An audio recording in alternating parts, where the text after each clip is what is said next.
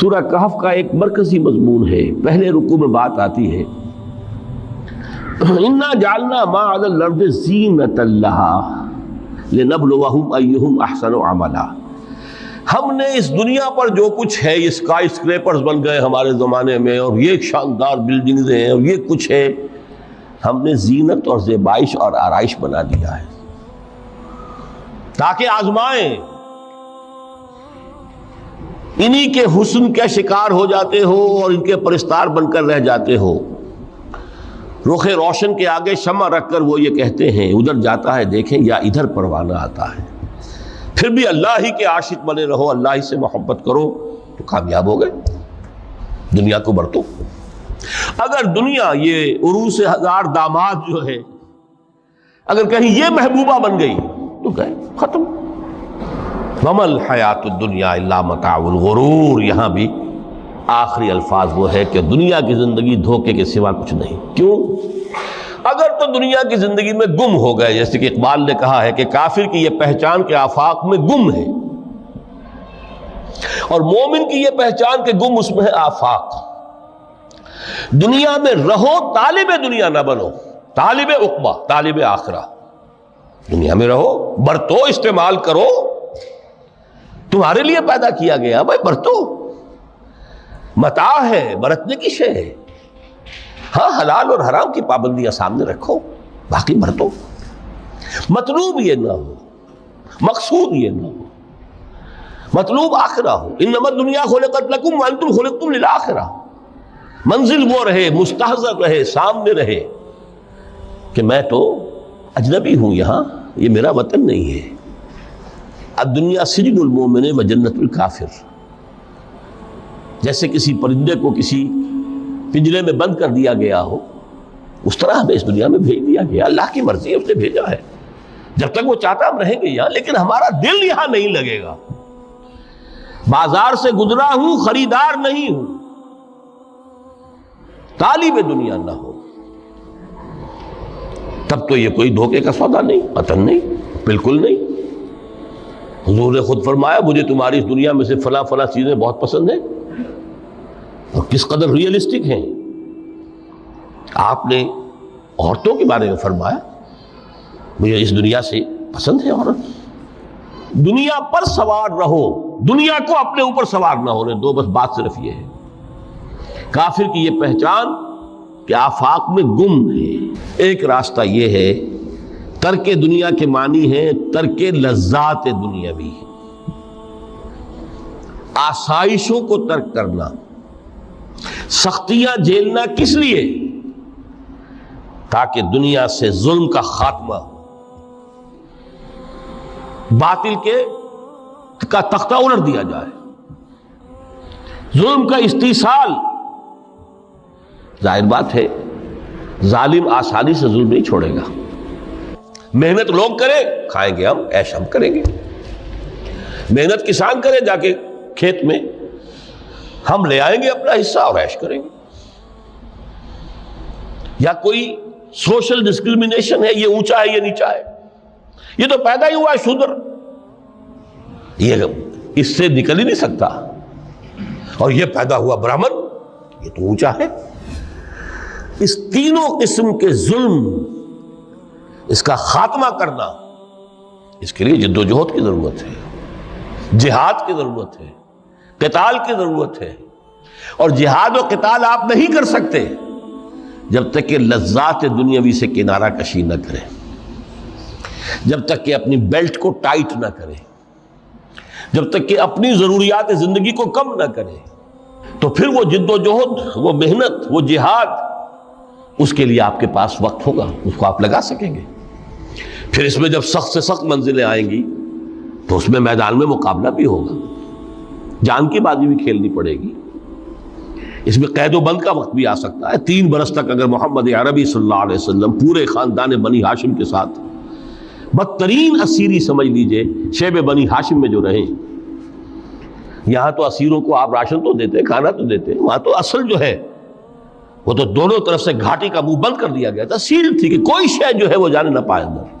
3 برس جس میں کہ وہ وقت بھی آیا ہے کہ سوکھے ہوئے چمڑے ابال ابال کر اس کا پانی جو ہے بلکتے ہوئے بچے، پھول جیسے بچے بنی ہاشم، ان کے حلق میں ٹپکایا گیا ہے، اور کچھ نہیں۔ یہ سارے مراحل آئیں گے۔ یہ جو ہے یہ مثبت ہے۔ ترک دنیا وہ نہیں۔ ترک دنیا سے مراد دنیا کی لذتوں سے، دنیا کی آسائشوں سے، ان سے آدمی اپنے آپ کو پیچھے ہٹائے، ان کو چھوڑے، ان کو ترک کرے، تاکہ اپنا وقت، اپنا مال، اپنی صلاحیتیں صرف کر سکے۔ کس کام کے لیے؟ لِيَقُومَ النَّاسُ بِالْقِسْطِ، تاکہ لوگ عدل پر قائم ہوں۔ یہ ہے سول آبجیکٹو۔ یہ نہیں بس ہماری کتاب پڑھ لیا کرے، ختم قرآن ہو گیا، اللہ اللہ دعا مانگ لی، چھٹی۔ قائم کرو اس کو، ہر ایک کو وہی تل کر ملے جو اس کا حق ہے، اور ہر ایک سے وہ لیا جائے کہ جو اس کے ذمہ واجب ہے۔ اگر یہ نہیں تو بابا پھر سب کہانیاں ہیں، شریعت اور دین اور نماز اور روزہ اور حج، کوئی حیثیت ان کی نہیں۔ اچھی طرح سن لیجئے میری بات۔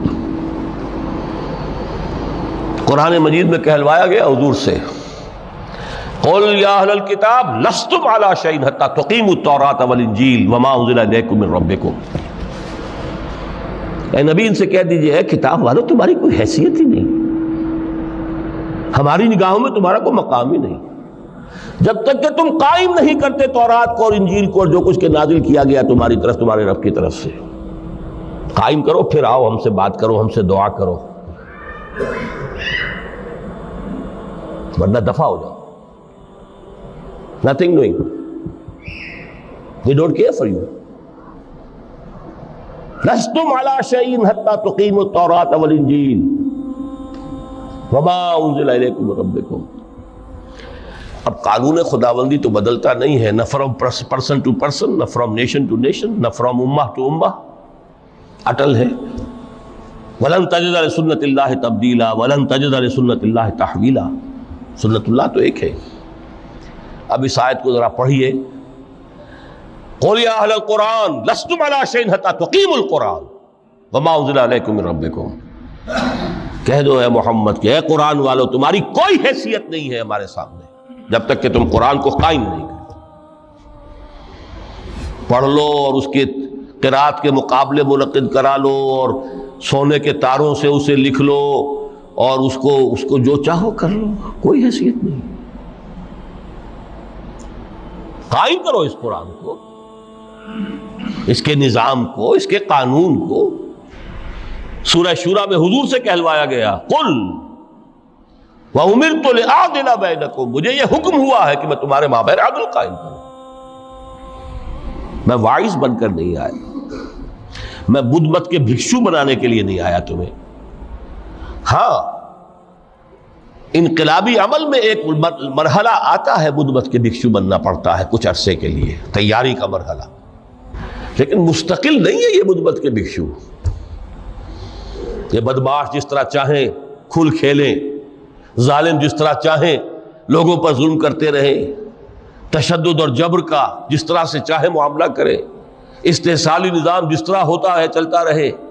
شاہ ولی اللہ دہلوی رحمۃ اللہ علیہ کے الفاظ میں، انسانوں کی عظیم اکثریت ڈھور ڈنگر بن جائے، صبح سے لے کے شام تک کمر توڑ دینے والی مشقت کے بعد بمشکل 2 وقت کی روٹی ملتی ہو، اس کا کبھی خیال اسے اللہ کا آئے گا؟ کبھی اللہ سے لو لگا سکے گا؟ دنیا نے تیری یاد سے بیگانہ کر دیا تو اس سے بھی دل فریب ہے غم روزگار کے۔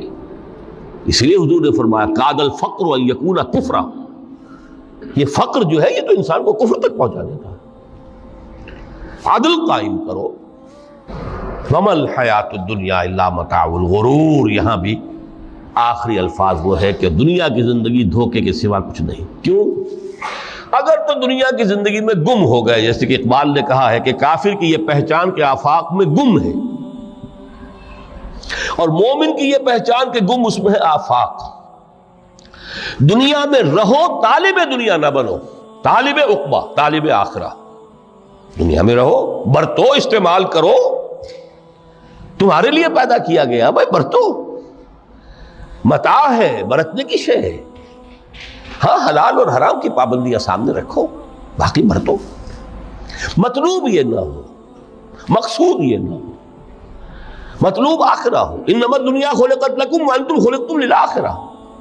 منزل وہ رہے، مستحضر رہے، سامنے رہے کہ میں تو اجنبی ہوں، یہاں یہ میرا وطن نہیں ہے.